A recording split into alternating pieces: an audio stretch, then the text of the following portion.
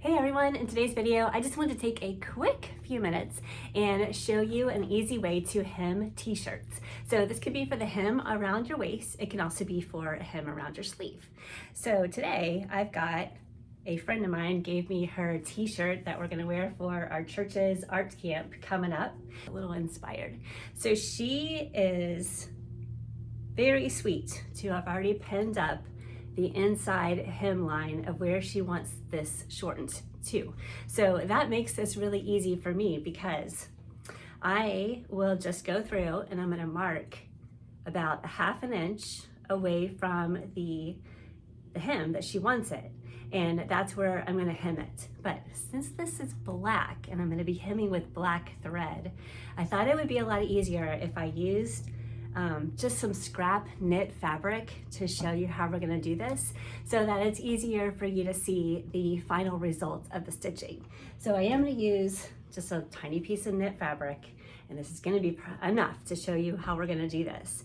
And I'm gonna use some brighter thread. So I'll use some yellow thread and some brighter bobbin thread too. So you can see what this looks like when it's all done. But the way we're gonna hem this is by using a twin stretch needle. So this is what it looks like. So it's a single needle. You just put it into your sewing machine just like you would do any other needle. It's got the round around the front and it's flat on the back. And then it has 2 needles that come down. That's hard to see. Then it has 2 needles. This is gonna be better. 2 needles that come down from the stem. So you're gonna thread both of those needles and use that. And what it's gonna do is create a professional looking hem, like as if you had a cover stitch machine and you were hemming it that way. So the things you need are 2 spools of thread that you're gonna use and your twin stretch needle, of course. And this one is by Schmetz. It's called the twin stretch needle and it's a 4.0 is the size. So you'll see the sizes down here. You'll need your sewing machine and you will need a little bit of starch and I'll show you why. So let's go over to the ironing board and let me show you how we're gonna prep the fabric to hem this. And you're gonna see this is so easy. I think you're gonna like it a lot.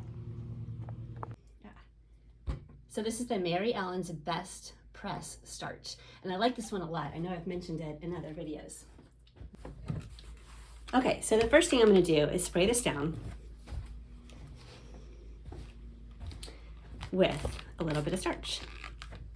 And that's gonna keep your raw edges of your knit fabric from curling, which is fantastic because if you've worked with knit before, you know that it likes to curl up on the edges. So let me just flatten that piece down. I don't really need that side. Then I am going to take my hot ruler and put that down onto my fabric. I'm gonna fold my fabric up about 3/4 of an inch. And that's giving me enough room to hem it and make it look nice. So like I mentioned, this is a hot ruler, so you can iron right over it. It does get hot, so don't touch right there when you're done with it. All right, the next thing we want to do is go ahead and insert the twin stretch needle into the machine. So just like any other machine needle, it's got a flat side and it's got the rounded side on the front. So the flat side goes to the back and you can go ahead and put that into your sewing machine. So my machine has an extra spool holder that looks like this. And that is gonna go right here. Now every machine is a little bit different, so you have to see what you have on your machine as far as an extra spool holder. If you don't have one, you can always buy an extra spool stand. You can use a cup and then put your thread around a pencil or a straw and just thread that way. But most machines nowadays have some kind of an extra spool holder like this.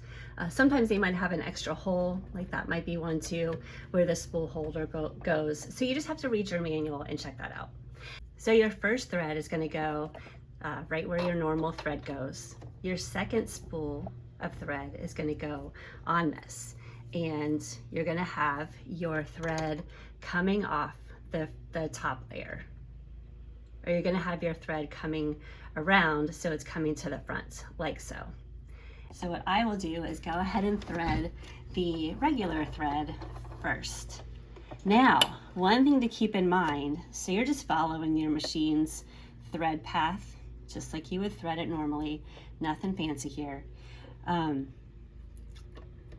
If you have an automatic threader in your machine, like so, don't use this with the twin stretch needle because it won't work. It doesn't match up exactly where that needle is. So, let me get my glasses. All right, now I'm gonna go ahead and thread. You still put it behind the bar, and then this one is gonna go to the far left side of the needle. Now you can go ahead and thread your second spool of thread. I like to pull a bunch out before I start threading it. It just makes it a little bit easier as you're going through the thread path. And then this also goes behind the bar.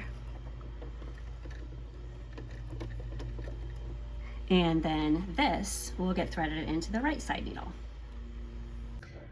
Okay, so to set my machine up, I'm gonna go to my stitch length, and I'm actually gonna change that to a 3.5.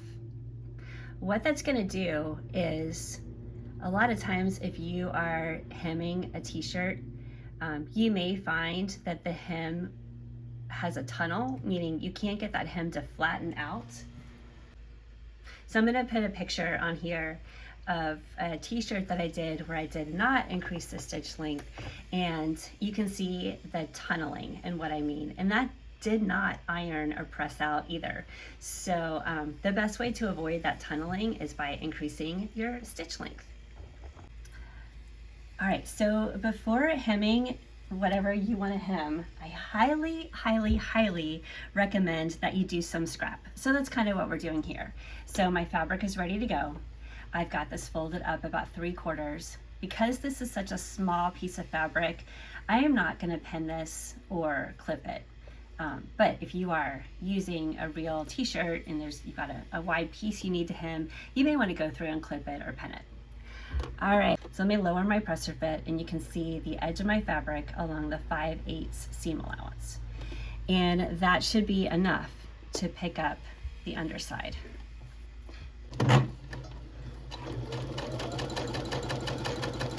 I'm just sewing. Now when I sew, I do not watch the needles.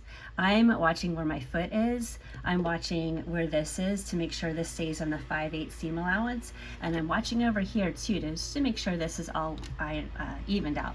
That's true with anything you're sewing. You don't always want to watch the needles.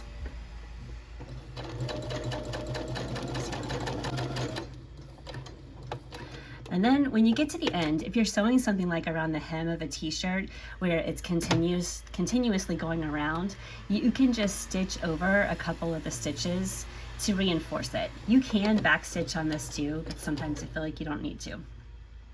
Okay, so here's what your final hem looks like. And it looks really professional and nice and flat with that 3.5 stitch length that I changed it to. So that was a good choice. And here's what the back looks like.